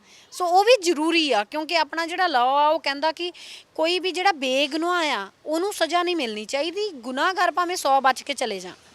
ਠੀਕ ਹੈ, ਸਾਡੇ ਇਨੋਸੈਂਟ ਮੰਨਿਆ ਜਾਂਦਾ ਅਨਟਿਲ ਪ੍ਰੂਵਨ ਗਿਲਟੀ। ਸੋ ਇਸ ਲਈ ਇਹ ਚੀਜ਼ ਰੱਖੀ ਜਾਂਦੀ ਹੈ। ਬਟ ਗੱਲ ਇਹ ਹੈ ਕਿ ਪ੍ਰੋਸੀਜਰ ਆ ਜਿਹੜਾ ਫਾਸਟ ਹੋਣਾ ਜ਼ਰੂਰੀ ਆ, ਔਰ ਉਹ ਅੱਜ ਕੱਲ੍ਹ ਦਾ ਸਾਡਾ ਪਬਲਿਕ ਪ੍ਰੈਸ਼ਰ ਨਾਲ ਹੀ ਫਾਸਟ ਹੁੰਦਾ ਆ। ਗੱਲ ਕਰ ਲੈਂਦੇ ਹਾਂ, ਮਹਿਲਾ ਦਿਵਸ ਹੈ, ਔਰ ਕੀ ਲੱਗਦਾ ਹੈ ਕਿ ਇੱਕ ਔਰਤ ਦੀਆਂ ਬਹੁਤ ਸਾਰੀਆਂ ਜ਼ਿੰਮੇਵਾਰੀਆਂ ਹੁੰਦੀਆਂ ਨੇ, ਤਾਂ ਨਾਲ ਮਰਦ ਨੂੰ ਵੀ ਉਹ ਨਿਭਾਉਣੀਆਂ ਚਾਹੀਦੀਆਂ ਨੇ, ਜਾਂ ਇਕੱਲੀ ਔਰਤ ਹੀ ਸਵੇਰ ਤੋਂ ਲੈ ਕੇ ਸ਼ਾਮ ਤੱਕ ਚੁੱਲ੍ਹੇ ਚੌਂਕੇ 'ਚ ਵੜੀ ਰਹੇ? ਨਹੀਂ ਨਹੀਂ, ਬਿਲਕੁਲ। ਦੇਖੋ ਹੁਣ ਚਲੋ ਮੈਂ ਤਾਂ ਬੇਸ਼ੱਕ ਹੈਪੀਲੀ ਸਿੰਗਲ ਹਾਂ, ਮੈਂ ਆਪਣਾ ਕੰਮ ਵੀ ਕਰਦੀ ਹਾਂ, ਫਿਰ ਘਰ ਜਾ ਕੇ ਕੰਮ ਵੀ ਕਰਦੀ ਹਾਂ ਹੈ ਨਾ। ਸੋ ਇਹ ਜ਼ਰੂਰੀ ਆ ਕਿ ਜੇ ਘਰ ਦੀ ਜਿਹੜੀ ਗੱਡੀ ਆ, ਘਰ ਦੀ ਗੱਡੀ, ਉਹ ਦੋਨੋਂ ਪਹੀਏ ਮਜ਼ਬੂਤ ਹੋਣਗੇ, ਦੋਨੋਂ ਪਹੀਆਂ 'ਚ ਬੈਲੈਂਸ ਹੋਊਗਾ ਤਾਂ ਹੀ ਚੱਲੂਗੀ। ਤੇ ਹੁਣ ਉਹ ਟਾਈਮ ਨਹੀਂ ਹੈਗਾ ਕਿ ਔਰਤਾਂ ਘਰ ਦੇ ਵਿੱਚ ਬੈਠੀਆਂ ਨੇ ਤੇ ਬਾਹਰੋਂ ਆ ਕੇ ਹਸਬੈਂਡ ਆ ਕੇ ਕਹਿਣਗੇ। ਹੁਣ ਔਰਤ ਵੀ ਕੰਮ ਕਰ ਰਹੀ ਆ, ਮਰਦ ਵੀ। ਹਾਂ, ਜੇ ਤਾਂ ਕੱਲਾ ਹਸਬੈਂਡ ਜਾਂ ਫੈਮਿਲੀ ਦੇ ਵਿੱਚ ਮੇਲ ਆ ਉਹ ਅਰਨਿੰਗ ਆ, ਫਿਰ ਤਾਂ ਓਬਵੀਅਸ ਜੀ ਗੱਲ ਆ, ਫਿਰ ਤਾਂ ਘਰ ਦੇ ਕੰਮ ਸਾਂਭਣੇ ਉਹ ਜ਼ਿੰਮੇਵਾਰੀ ਦੂਜੇ ਪਾਰਟਨਰ ਦੀ ਬਣ ਜਾਂਦੀ ਆ। ਪਰ ਜੇ ਦੋਨੋਂ ਪਾਰਟਨਰ ਵਰਕਿੰਗ ਆ ਤਾਂ ਫਿਰ ਓਬਵੀਅਸ ਜੀ ਗੱਲ ਆ, ਤਾਂ ਰਲ ਮਿਲ ਕੇ ਚੱਲਣਾ ਪਊਗਾ। ਬਾਹਰਲੇ ਵੀ ਤਾਂ ਚੱਲਦੇ ਨੇ ਜਿਹੜੇ ਆਪਣੇ ਲੋਕ ਬਾਹਰ ਭੱਜਣ ਨੂੰ ਫਿਰਦੇ, ਹੁਣ ਕੈਨੇਡਾ ਅਮਰੀਕਾ ਵਾਲੇ ਵੀ ਤਾਂ ਇਹੀ ਕਰਦੇ ਨੇ, ਉਹ ਵੀ ਰਲ ਮਿਲ ਕੇ ਕਰਦੇ ਨੇ। ਸੋ ਆਪਣੇ ਵਾਲੇ ਤਾਂ ਇੱਧਰ ਨੌਕਰ ਵੀ ਰੱਖ ਲੈਂਦੇ ਨੇ, ਫਿਰ ਵੀ ਸਰ ਜਾਂਦਾ। ਪਰ ਗੱਲ ਆ ਕਿ ਇਹ ਸਮਝਣਾ ਪਊਗਾ, ਪਰ ਇਹ ਮਾਈਂਡ ਸੈਟ ਜਦੋਂ ਤੱਕ ਮੁੰਡਿਆਂ ਦਾ ਚੇਂਜ ਨਹੀਂ ਹੋਊਗਾ ਨਾ, ਉਨੀ ਦੇਰ ਠੀਕ ਨਹੀਂ ਹੋਣਾ।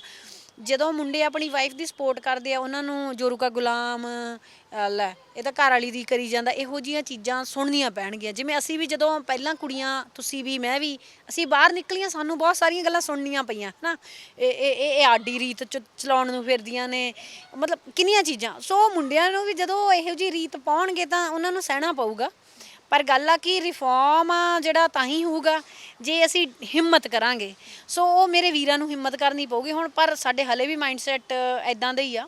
ਮੇਰਾ ਹੀ ਆਪਣਾ ਇੱਕ ਭਰਾ ਆ ਤੇ ਉਹ UPSC ਦੀ ਪ੍ਰਿਪਰੇਸ਼ਨ ਕਰਦਾ ਸੀਗਾ, ਤੇ ਮੈਂ ਕਿਹਾ ਵੀ ਫਿਰ ਤੂੰ UPSC ਕਰਨ ਵਾਲੀ ਵੀ ਵਾਈਫ ਲਿਆਏਗਾ?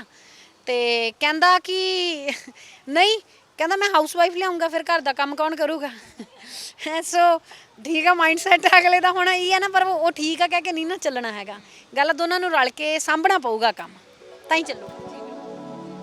ਜ਼ਿੰਮੇਵਾਰ ਕੁੜੀਆਂ ਵੀ ਬਹੁਤ ਹੁੰਦੀਆਂ ਨੇ ਸਾਡੇ ਸਮਾਜ 'ਚ। ਤੁਸੀਂ ਅੱਜ ਦੇ ਦਿਨ ਤੇ ਇੱਕ ਰਿਐਲਿਟੀ ਦੱਸਣੀ ਆ ਕਿ ਕੁੜੀਆਂ ਇਸ ਸਮਾਜ ਵਿੱਚ ਕਿੰਨੀਆਂ ਜ਼ਿੰਮੇਵਾਰ ਨੇ। ਬਹੁਤ ਚੀਜ਼ਾਂ ਗਲਤ ਹੋ ਰਹੀਆਂ ਨੇ। ਹਰ ਵੇਲੇ ਮੁੰਡਾ ਨਹੀਂ ਅਸੀਂ ਕਹਿ ਸਕਦੇ ਕਿ ਉਹ ਗਲਤ ਹੈ, ਕੁੜੀ ਵੀ ਬਹੁਤ ਥਾਂ ਤੇ ਗਲਤ ਹੁੰਦੀ। ਬਿਲਕੁਲ ਮੈਂ ਤੁਹਾਡੇ ਨਾਲ ਨਾ ਇੱਕ ਕਿਉਂਕਿ ਚਾਈਲਡ ਅਬਿਊਜ਼ ਤੇ ਕੰਮ ਕਰਦੀ ਹਾਂ, ਇੱਕ ਮਦਰ ਦੀ ਕਹਾਣੀ ਸ਼ੇਅਰ ਕਰਨਾ ਚਾਹਾਂਗੀ। ਹਮੇਸ਼ਾ ਕਹਿ ਦਿੱਤਾ ਜਾਂਦਾ ਕਿ ਰੇਪ ਹੋ ਗਿਆ ਹੈ ਨਾ, ਬੱਚੇ ਦੇ ਨਾਲ ਅਬਿਊਜ਼ ਹੋ ਗਿਆ ਤਾਂ ਉਹਦੇ ਲਈ ਸਿਰਫ ਮਰਦ ਜ਼ਿੰਮੇਵਾਰ ਆ। ਤਾਂ ਦੇਖੋ ਕਿ ਉਹ ਮਾਂ ਕਿੰਨੀ, ਮਾਂ ਦੇ ਨਾਂ ਦੇ ਉੱਤੇ ਧੱਬਾ ਹੋਊਗੀ ਉਹ, ਕਿ ਉਹਨੇ ਆਪਣੀ ਬੱਚੀ ਦੇ ਪ੍ਰਾਈਵੇਟ ਪਾਰਟਸ ਨਾਲ ਛੇੜਛਾੜ ਕਰਕੇ ਆਪਣੇ ਹੀ ਹਸਬੈਂਡ ਨੂੰ ਫਸਾਤਾ। ਸੋ ਇਦੋਂ ਮਾੜਾ ਫਿਰ ਕੀ ਹੋਊਗਾ ਹੈ ਨਾ। ਔਰਤਾਂ ਬਹੁਤ ਮਿਸਯੂਜ਼ ਕਰਦੀਆਂ ਨੇ। ਮੈਂ ਜੇਲ੍ਹ 'ਚ ਰਹੀ ਹਾਂ ਅਤੇ ਉੱਥੇ ਮੈਂ ਇਹੋ ਜਿਹੀਆਂ ਲੇਡੀਜ਼ ਦੇਖੀਆਂ ਜਿਹੜੀਆਂ ਝੂਠੇ ਕੇਸਿਸ ਦੇ ਵਿੱਚ ਅੰਦਰ ਸੀਗੀਆਂ। ਚਾਹੇ ਉਹ ਡੋਰੀ ਵਾਲੇ ਕੇਸਿਸ ਹੋਣ, ਡੋਰੀ ਤਾਂ ਐਂ ਪਾ ਦਿੰਦੀਆਂ ਨੇ, ਅਗਲੇ ਨੇ ਦਾਜ ਮੰਗਿਆ ਵੀ ਨਹੀਂ ਹੁੰਦਾ। ਬਹੁਤ ਸਾਰੇ ਕੇਸਿਸ ਆ ਜਿੱਥੇ ਤੁਸੀਂ ਦੇਖ ਲਓ ਕਿ ਜਿਹੜੀਆਂ ਫੈਮਿਲੀ ਵਾਲੇ ਆ ਕੁੜੀ ਦੇ, ਉਹ ਆਪ ਹੀ ਮੁੰਡੇ ਵਾਲੇ ਨੂੰ ਧੱਕੇ ਨਾਲ ਗੱਡੀ ਦੇ ਦਿੰਦੇ ਆ ਹੈ ਨਾ, ਧੱਕੇ ਨਾਲ ਵਿਆਹ 'ਤੇ ਖਰਚਾ ਕਰ ਦਿੰਦੇ ਆ। ਫਿਰ ਜੇ ਥੋੜ੍ਹੀ ਅਣਬਣ ਹੋ ਜੇ ਫਿਰ ਦਾਜ ਦੇ ਨਾਂ ਦੇ ਉੱਤੇ ਉਸ ਪਰਿਵਾਰ ਨੂੰ ਤੰਗ ਕਰਨ ਲੱਗ ਜਾਂਦੇ ਆ। ਸੋ ਇਹ ਦੋਨੋਂ ਚੀਜ਼ਾਂ ਹੀ ਚੱਲਦੀਆਂ ਨੇ, ਪਰ ਰੇਸ਼ੋ ਬਹੁਤ ਘੱਟ ਆ। ਹਜੇ ਵੀ ਡੋਮੈਸਟਿਕ ਵਾਇਲੈਂਸ ਜ਼ਿਆਦਾ ਨਾਲ ਹੁੰਦੀ ਆ, ਪਰ ਉਹ ਚੁੱਪ ਰਹਿ ਜਾਂਦੀਆਂ ਨੇ। ਅਤੇ ਜਿਹੜੀਆਂ ਮਿਸਯੂਜ਼ ਕਰਦੀਆਂ ਨੇ ਉਹ ਦਿਖ ਜ਼ਿਆਦਾ ਜਾਂਦੀਆਂ ਨੇ। ਸੇਮ ਆਪਾਂ ਰੇਪ ਲਾਅ ਦਾ ਮਿਸਯੂਜ਼, ਲਿਵ ਇਨ ਰਿਲੇਸ਼ਨਸ਼ਿਪ। ਹੁਣ ਜਿਹੜਾ ਪ੍ਰੋਮਿਸ ਆਫ ਮੈਰਿਜ ਹੈਗਾ ਆ, ਉਹ ਸਿਰਫ ਅਤੇ ਸਿਰਫ ਜਿਹੜੇ ਇੰਗੇਜਮੈਂਟ ਕੇਸਿਸ ਆ ਉਹਨਾਂ ਦੇ ਵਿੱਚ ਰੱਖਿਆ ਆ, ਕਿਉਂਕਿ ਉਹ ਵੀ ਉਹ 'ਤੇ ਦਿਖ ਰਿਹਾ ਪ੍ਰੋਮਿਸ ਆਫ ਮੈਰਿਜ। ਪਰ ਸਾਡੇ 'ਚ ਕੁੜੀ ਦੇ ਕਈ ਵਾਰ ਪੇਰੈਂਟਸ ਨੂੰ ਪਤਾ ਨਹੀਂ ਹੁੰਦਾ, ਕੁੜੀ ਆਪ ਹੀ ਬੋਆਏਫਰੈਂਡ ਬਣਾ ਕੇ, ਉਹ ਰਿਲੇਸ਼ਨ ਬਣਾ ਕੇ ਫਿਰ ਆਪ ਹੀ ਮੁੰਡੇ 'ਤੇ ਇਲਜ਼ਾਮ ਲਾ ਦਿੰਦੇ ਆ ਵੀ ਇਹਨੇ ਰੇਪ ਕੀਤਾ ਪ੍ਰੋਮਿਸ ਆਫ ਮੈਰਿਜ 'ਤੇ, ਜਦ ਕਿ ਪਹਿਲਾਂ ਦੋਨਾਂ ਦੀ ਆਪਣੀ ਉਸ ਚੀਜ਼ ਨੂੰ ਲੈ ਕੇ ਸਹਿਮਤੀ ਹੁੰਦੀ ਆ। ਸੋ ਉਹ ਚੀਜ਼ ਵੀ ਗਲਤ ਆ। ਸੋ ਉਹ ਚੀਜ਼ ਐਕਸੈਪਟ ਨਹੀਂ ਹੋਣੀ ਚਾਹੀਦੀ ਹੈਗੀ।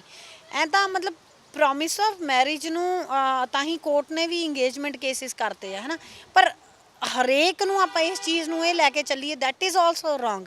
ਸੋ ਕੁੜੀਆਂ ਜਿੱਥੇ ਗਲਤ ਕਰਦੀਆਂ ਨੇ ਉਹਦੇ ਲਈ ਸਾਨੂੰ ਕੁੜੀਆਂ ਨੂੰ ਹੀ ਡਟਣਾ ਪਊਗਾ, ਕਿਉਂਕਿ ਉਹ ਕੁੜੀਆਂ ਸਾਡੇ ਉੱਤੇ ਕਾਲਾ ਧੱਬਾ ਆ।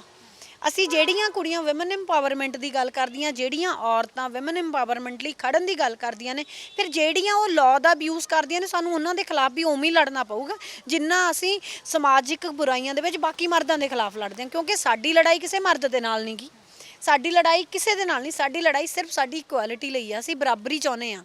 ਮੈਂ ਬੜੀ ਸੋਹਣੀ ਗੱਲ ਸੁਣੀ ਸੀਗੀ, ਮੈਮ ਨੇ ਦੱਸਿਆ ਸੀਗਾ ਕਿ ਸਾਨੂੰ ਇਕੁਐਲਿਟੀ ਚਾਹੀਦੀ ਆ ਜੋ ਸਸਟੇਨੇਬਲ ਜਿਹੜਾ ਹੈਗਾ ਆ, ਜਿਹੜਾ ਸਾਡੀ ਲਾਈਫ ਆ ਉਹਨੂੰ ਕਰੇ। ਸੋ ਲਾਈਫ ਨੂੰ ਪ੍ਰੋਪਰ ਬੈਲੈਂਸ ਤੇ ਸਸਟੇਨ ਕਰਨ ਦੀ ਖਾਤਰ ਸਾਨੂੰ ਟੋਟਲ ਇਕੁਐਲਿਟੀ ਚਾਹੀਦੀ ਆ, ਸਾਨੂੰ ਬਰਾਬਰੀ ਚਾਹੀਦੀ ਆ। ਅਸੀਂ ਉੱਪਰ ਨਹੀਂ ਵਧਣਾ, ਅਸੀਂ ਥੱਲੇ ਨਹੀਂ ਖੜਨਾ। ਸੋ ਉਸ ਚੀਜ਼ ਲਈ ਸਾਨੂੰ ਉਹਨਾਂ ਦੇ ਖਿਲਾਫ ਵੀ ਖੜਨਾ ਪਊਗਾ ਜਿਹੜੀਆਂ ਕੁੜੀਆਂ ਗਲਤ ਕਰਦੀਆਂ ਨੇ। ਬਹੁਤ ਸਾਰੇ ਕੇਸ ਤੁਹਾਡੇ ਕੋਲ ਆਉਂਦੇ ਨੇ ਔਰ ਬਹੁਤ ਸਾਰੇ ਆਉਣਗੇ ਵੀ, ਹਾਲੇ ਰੁਕਣ ਦਾ ਨਾਮ ਨਹੀਂ ਲੈਂਦੀਆਂ ਚੀਜ਼ਾਂ। ਤਾਂ ਕਈ ਕੇਸ ਕਿੰਨੇ ਕੁ ਹੈਂਡਲ ਕਰ ਲਏ, ਕਈ ਪੈਂਡਿੰਗ ਪਏ ਹੋਣਗੇ ਕਿ ਹਾਂ ਲੜ ਰਹੇ ਹੋ? ਹਾਂ ਬਹੁਤ ਸਾਰੇ ਨੇ। ਮੈਂ ਤੁਹਾਨੂੰ ਦੱਸਿਆ ਨਾ, ਜੇ ਚਾਈਲਡ ਅਬਿਊਜ਼ ਦੇ ਕੇਸਿਸ 'ਚ ਗੱਲ ਕਰੀਏ, ਹਾਲੇ ਤੱਕ ਸਿਰਫ ਇੱਕ ਕੇਸ ਦੇ ਵਿੱਚ ਸਜ਼ਾ ਹੋਈ ਹੈ, ਕਿਉਂਕਿ ਓਬਵੀਅਸ ਜੀ ਗੱਲ ਆ, ਮੈਂ ਹਜੇ ਥੋੜ੍ਹੇ ਸਾਲ ਪਹਿਲਾਂ ਹੀ ਕੰਮ ਸਟਾਰਟ ਕੀਤਾ ਆ ਇਹ ਹੈ ਨਾ, ਅਤੇ ਬਾਕੀ ਸਾਰੇ ਹਲੇ ਪੈਂਡਿੰਗ ਚੱਲ ਰਹੇ ਆ। ਕੁਛ ਕੁ ਦੇ ਵਿੱਚ ਇਨ ਪ੍ਰੋਸੈਸ ਆ, ਖ਼ਤਮ ਹੋਣ ਵਾਲਾ ਆ।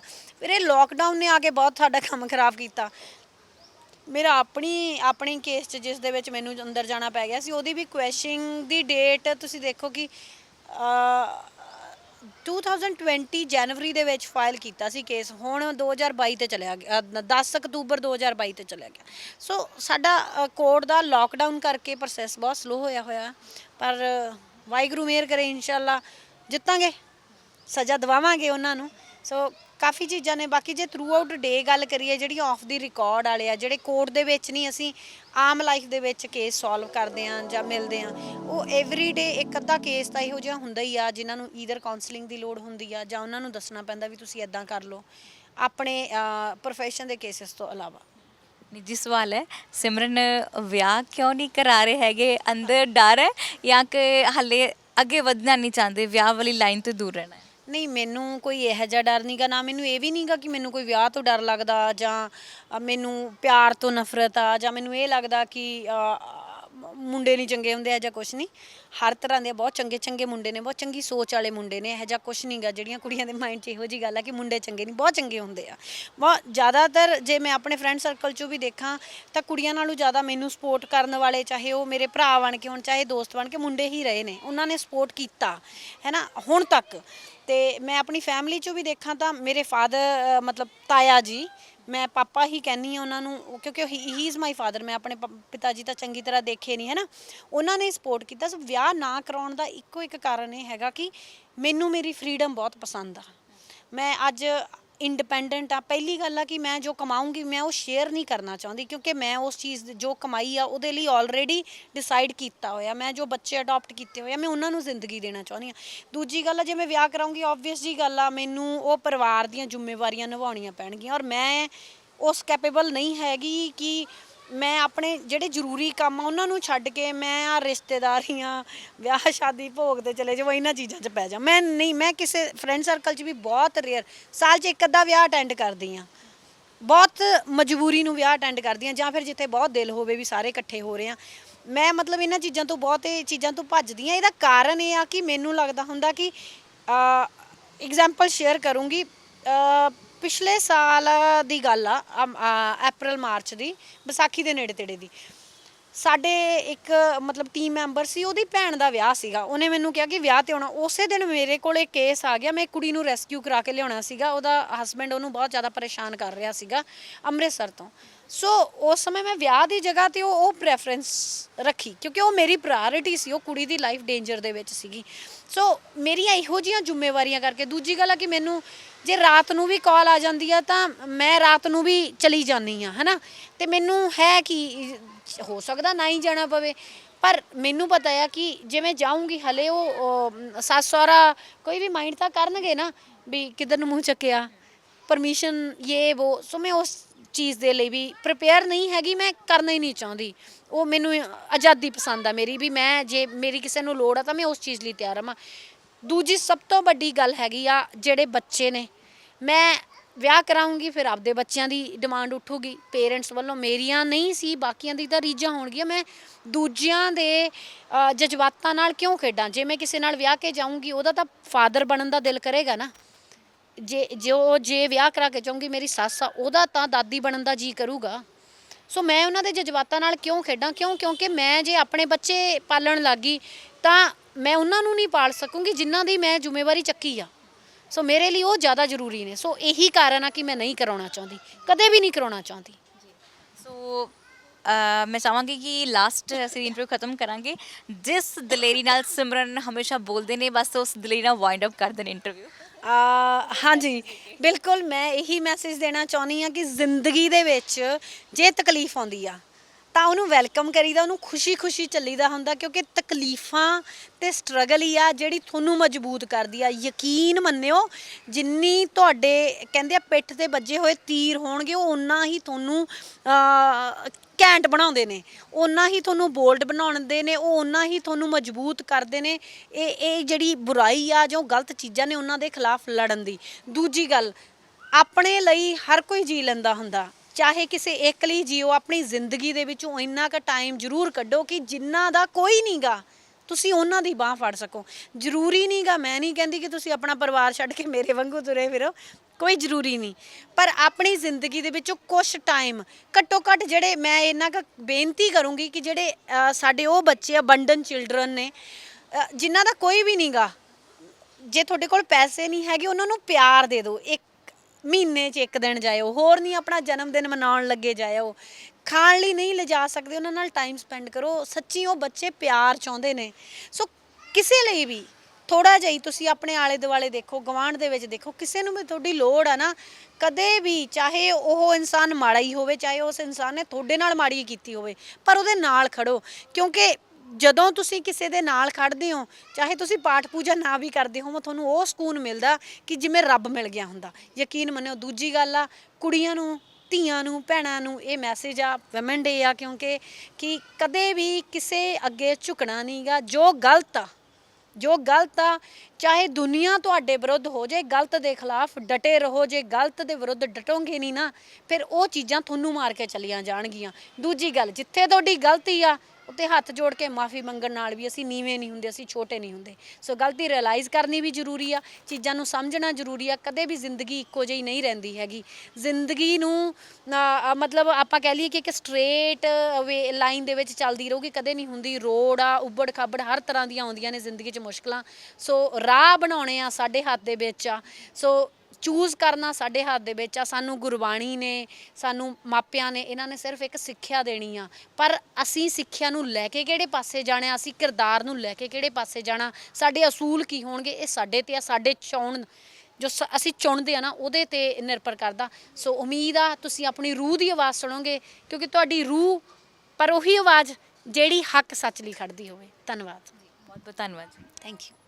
ਇਹ ਸਨ ਸਾਡੇ ਨਾਲ ਸਿਮਰਨ ਔਰ ਤੁਸੀਂ ਗੱਲਾਂ ਵੀ ਸੁਣੀਆਂ ਨੇ ਔਰ ਇਹਨਾਂ ਨੇ ਵੀ ਕਿਹਾ ਹੈ ਕਿ ਕਦੇ ਵੀ ਚੁੱਪ ਬੈਠਣ ਨਾਲ ਮਸਲੇ ਦਾ ਹੱਲ ਨਹੀਂ ਹੋਣਾ, ਅੱਗੇ ਆਉਣਾ, ਆਵਾਜ਼ ਆਪਣੀ ਬੁਲੰਦ ਕਰੋਗੇ ਤਾਂ ਜਿਸ ਤਰ੍ਹਾਂ ਸਿਮਰਨ ਅੱਜ ਛਾਏ ਹੋਏ ਦੁਨੀਆ ਤੇ ਵੀ ਤੁਸੀਂ ਵੀ ਛਾ ਸਕਦੇ ਹੋ।